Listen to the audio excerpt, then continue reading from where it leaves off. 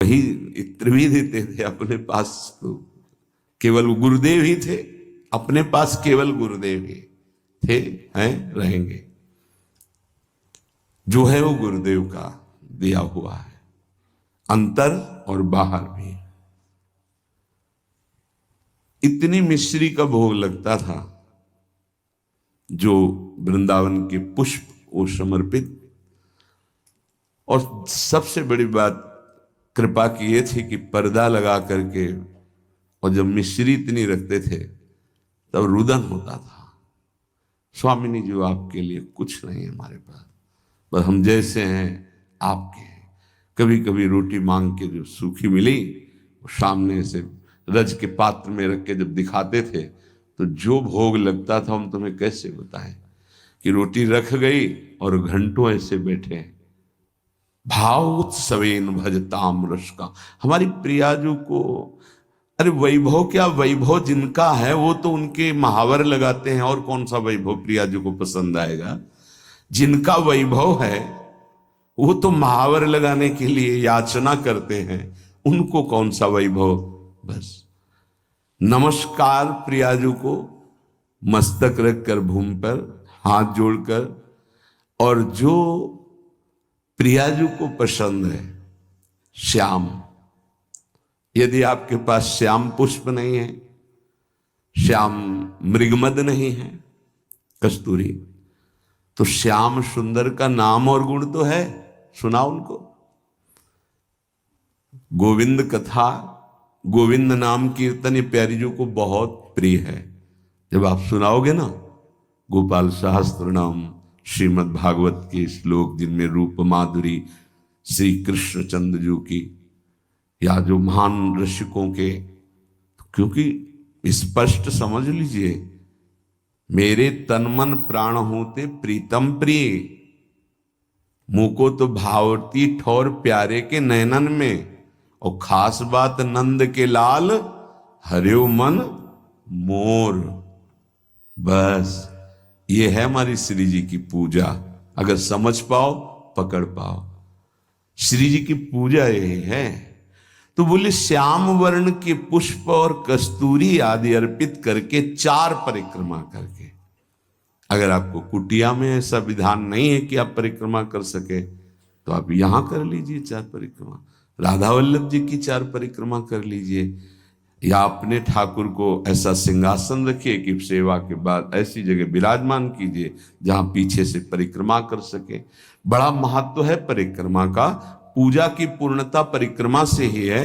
कह रहे हैं परिक्रम्य और फिर भूयो नमत्वम, 4 परिक्रमा करके भूमि पे मस्तक रख के, स्त्री शरीर है तो पंचांग, पुरुष शरीर है तो साष्टांग।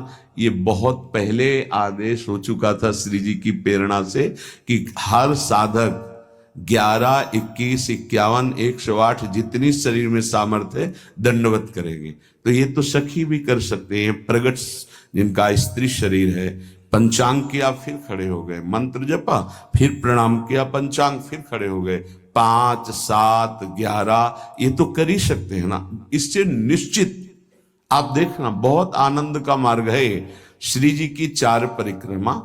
अच्छा, सेवा सब आप नहीं कर रहे तो दर्शन कर रहे हैं ना, सब सम्मिलित है सेवा में। निकुंज में सेवा कैसे, एक सखी पत्रावली लगा रही, तो शास्त्रों सखियां तन्मय हो रही हैं उसी पत्रावली में, तो सबकी पत्रावली की सेवा हो रही। एक पान की बीड़ी पवा रहे, सब तन्मय हो रही, तो सबकी बीड़ी सेवा हो रही। ये आंतरिक विषय है, आगे जब मन पवित्र होकर सेवा में जाएगा तो आप देख लेंगे। उसमें थोड़ा होता है कि मैंने पत्रावली नहीं, कि तू हट मैं पत्रावली करूंगी, कल तूने की थी, ऐसा नहीं। सब सखियों में एक ही मन है। अगर एक प्रियाजू को चंवर कर रही है तो अनंतों सखियां चंवर कर रही।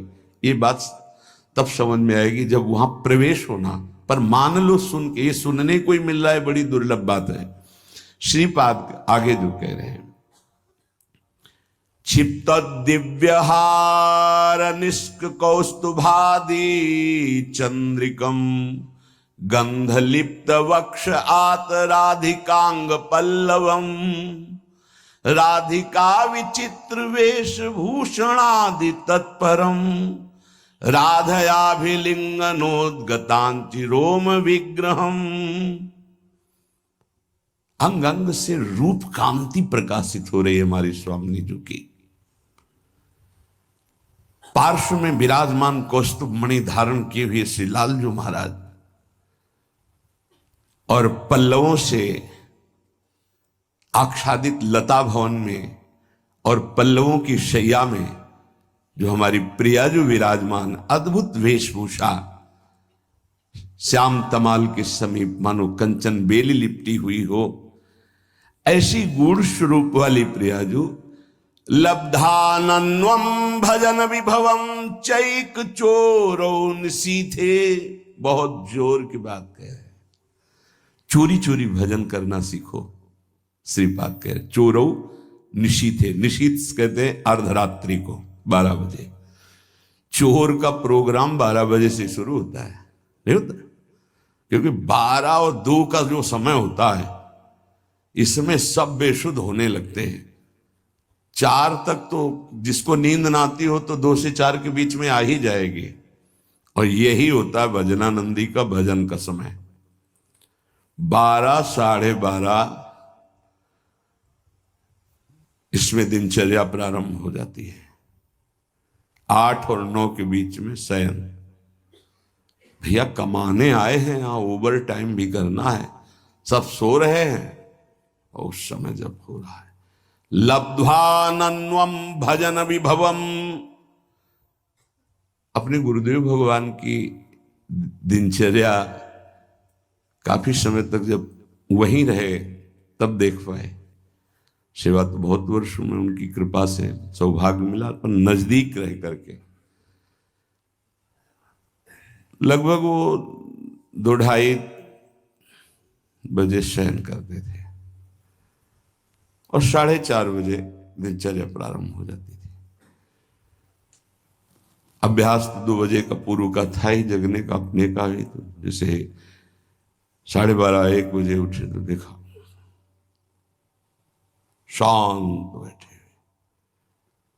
तो अरे गुरुदेव इस समय बैठे हुए, बस जहां और 2:30-3 बजे लेट गए। 4:30 बजे सोच स्नान हो सकता। क्या जीवन को कैसे प्रियाजू के चरणों में समर्पित किया जाता है, गुरुजनों से समझ में आता है। कभी कोई बाल भोग, कभी नहीं, कभी कोई ब्याहुला, कोई उत्सव, 20 वर्ष नहीं, ये सब यहां हो रहा है, वहां नहीं। दर्शन कोई गुरु जी की, श्री जी की नहीं, संभाषण नहीं, आंख उठा के देखना नहीं, ये पास रहकर। ये अब जो है ना, तो बरसंत में सहजाद्भुत सौख्य धारम, सहज में सुख वर्षा कर रहे हैं, देख रहे हैं, संभाषण कर रहे हैं, आरती कर रहे हैं, सब दर्शन कर सकते हैं, प्रवेश नहीं। लब्ध्वानन्वम भजन विभवम चैक चोरौ निशीथे, आदेश कर रहे हैं हमारी श्री जी का भजन चोर चोर करो। चोर चोर, चोरी चोरी, कोई जान न पावे कि आपकी कितनी ऊंची अवस्था है। हे, भजन का स्वरूप समझो। अंदर ही अंदर आपके आग जल जाए भजन करने की। जितना नींद को कम कर पाओ धीरे धीरे, ऐसा वो कम करना नहीं माना जाएगा कि सत्संग में सो गए, माला चलाते समय सो गए, फिर ये ठीक नहीं, ये विक्षेप नहीं होना चाहिए। जिस समय से जगे तो बस जगे, फिर झपक नहीं आनी चाहिए, तब माना जाएगा कि आपका अभ्यास ठीक है। अब उधर तो आपने तोड़ दिया नींद अपनी, और इधर पूरी कर रहे हो, तो फायदा क्या हुआ तोड़ने का? सत्संग में नींद पूरी कर रहे हो, कीर्तन में नींद पूरी कर रहे हो, और आप तो ये उपासना में ऐसा ठीक नहीं है। उतना आप सोइए जिससे जगने के बाद फिर आपके झटके न लगने पावे। नहीं, ठीक राइट टाइम पे बिना किसी अलार्म के पूरे जीवन में उठने का स्वभाव बनाओ, तो वैसे ही उठ जाओगे। वो घड़ी दिमाग में चलती है अपने आप, 5 मिनट नहीं कहते आगे पीछे नहीं। तो यदि आप इसी जन्म में उस महाप्रेम रस स्वामिनी को प्राप्त करना चाहते तो आधी रात को उठो, निसी थे और चैक चोरऊ, चोर की तरह चुपचाप चुरा के भजन करो, जान न पावे कोई कि भजन का ऐसा तुम्हारा चल रहा है। तब आनंद आपके अंदर प्रकट होगा। विभवम, भजन विभवम, भजन का वैभव प्रकट होगा।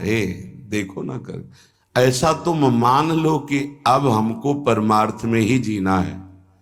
दुख आवे सुख आवे, लाभ दिखाई दे हानि दिखाई दे, जैसे एक पतिव्रता अपने पति का वर्ण कर लेती तो स्वभाव का कैसा भी हो फिर निर्वाह करती है।